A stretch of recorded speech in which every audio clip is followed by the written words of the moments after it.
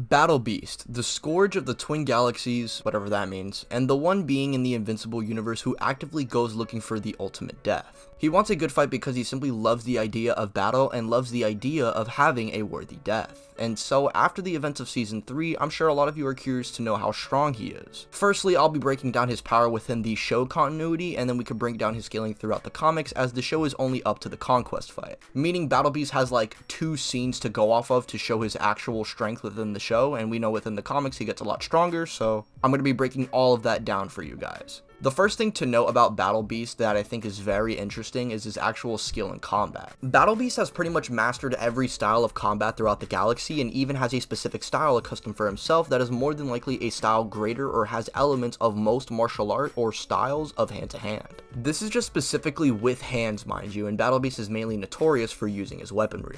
I don't think there's a ridiculous difference between him and without his weapon like a lot of people think, but it is something to consider, as the main fight where he has scaling in Season 3, he doesn't even have his main equipment. Now, before we talk about that, we can speak on Battlebeast in Season 1, who was able to absolutely destroy Mark and the Guardians. Mark by this point should be relative with Immortal and War Woman due to how they perform against Nolan, and Battlebeast was pretty much able to no-diff this guy with ease. You can argue Mark was probably holding back on Nolan while the Guardians weren't, meanwhile he has no reason to hold back and let loose against Battlebeast, and he just gets destroyed. We even see Nolan witnessing this and not doing anything, which I have seen a lot of people use to say that Omni Man was scared of him and Battlebeast over Omni Man. I don't think this is the specific case, as Nolan doesn't want to intervene so he can prepare Mark for what's going to happen, but it is something to keep in mind since he scales to Nolan anyway. So you could make the case for Nolan maybe not wanting to interfere with that fight because it would be a difficult fight for him. Whatever interpretation you have of this scene, it's really up to you. I don't think it matters too much. It's just something to keep in mind. He'd get put in a Viltrumite prison until Allen would then break him out, where he promised Battlebeast Viltrumite warriors. This idea excites Battlebeast, leading into him and Allen teaming up to break Nolan out and then engaging with some of the strongest Viltrumite warriors. Meaning they should at least upscale from the ones that could fight Mark and Nolan. Which makes sense, as Omni Man couldn't take out his prisoner guard in a one-on-one, but Battlebeast could. Their peak. Now, something to keep in mind is that Omni Man and Allen were not near their peak at all. Allen was holding back pretty much the entire fight, at least that's what he implies, and Nolan was prepared to die, so he definitely suffered some pretty decent injuries going into this. So that could be a reason as to why Battlebeast does the best out of these 3, but the fact that Battlebeast can physically pierce the skin of Viltrumites and rip them apart without his weapons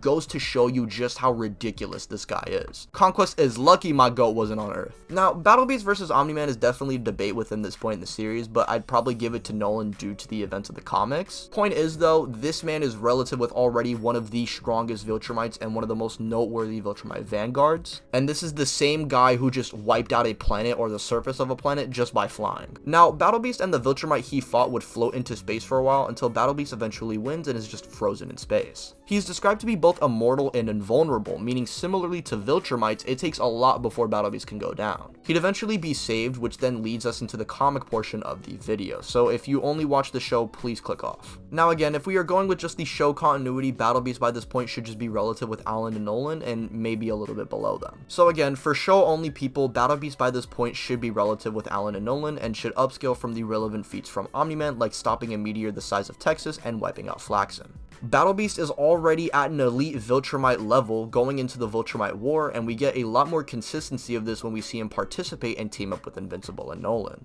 Battlebeast during the Viltrumite War was without a doubt one of the MVPs on the team, up there with Allen, Nolan, and Mark themselves. We see him demolishing Viltrumites with like 2 blows, and he can quite literally fight 7 of these guys at once and not die. This is very important to know, as Thrag thinks 37 Viltrumites are plenty more than enough to rip apart Earth, meaning each Viltrumite would have to be at least exerting enough power to wipe out moons. Now, we could use the feat of Battlebeast two-shotting this one Viltrumite that Mark fought in the show to show that Battlebeast could probably one-shot Mark. This is a little shaky because the Viltrumite that fights Mark in the show is not the same one in the comics, so you're kind of clashing 2 continuities there to push this agenda, but I mean regardless, he still has the feats above Mark or closer to Nolan, who are the same 2 characters who contributed to destroying planet Viltrum. Now, this feat is constantly brought about within the Invincible community, whether it's consistent or not, as Space Racer's gun literally destabilized the core of the planet. And we also have factors like Nolan dragging Mark alongside him for him to keep up, and then them needing to hit a specific portion on the planet or else they'll die on impact. Even with these factors in mind, this feat should come out to around small planetary due to Viltrum being multiple times bigger than Earth, potentially over a dozen times. Battlebeast himself can't perform this feat because he can't fly, but he has the physical strength to harm the same characters who can pull this off. Battlebeast by this point is multiple times stronger than your average Viltrumite warrior and can hang with the best of the best. However, when his claws try to approach the strongest, it does not end well. Thrag would unfortunately fold my goat in one panel so bad that he honestly was lucky that he made it out alive.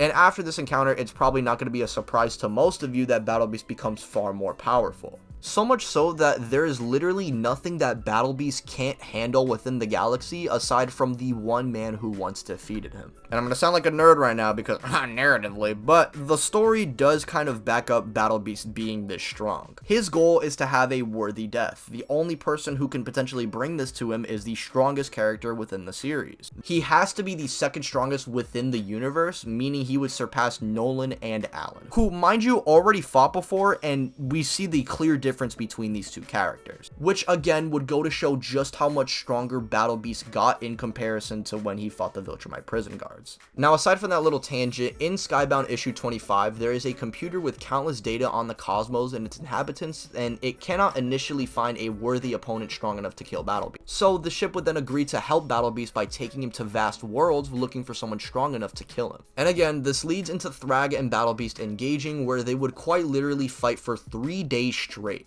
He does eventually lose, but it does come very close, leaving Battlebeast as pretty much, again, the second strongest character for the rest of the series until the time skip happened. Battlebeast by this point can one-shot characters who can probably one-shot his Season 3 self, and this Battlebeast was already capable of destroying entire world. Now, I'll say that this fight isn't nearly as cut and dry as a lot of people make it out to be. There are a few factors to take into account. For one, both Thrag and Battlebeast are injured in their fights due to them fighting the Ragnars and Battlebeast not wanting an unfair fight, so he would injure himself. And two, Battlebeast also doesn't have his weapons. Granted, I think Battlebeast regardless is below Thrag, as Thrag wasn't put in complete critical condition, showing that there is a tiny gap there, which I think you would have to do mental gymnastics to prove that Battlebeast with his weapon would be above Thrag. There's just a tiny gap that you can't really close or prove that Battlebeast with his weapon closes this gap, if that makes sense. Battlebeast can fight with or without his weapons, it's just a little easier that he has his weapons, obviously. But even if he had it in his fight with Thrag, I don't really think it'd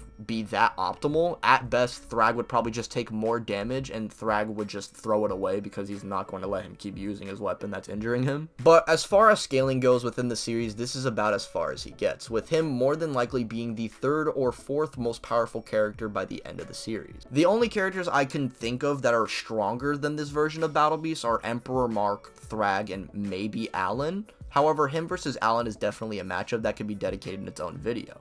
But I would much rather you guys go and see Key Issues video on the topic since they covered it pretty much perfectly. Anywho, this guy is at least smoking on top 5. This is the GOAT of Invincible, and I can't wait for his little mini-series. That shit gonna be tough!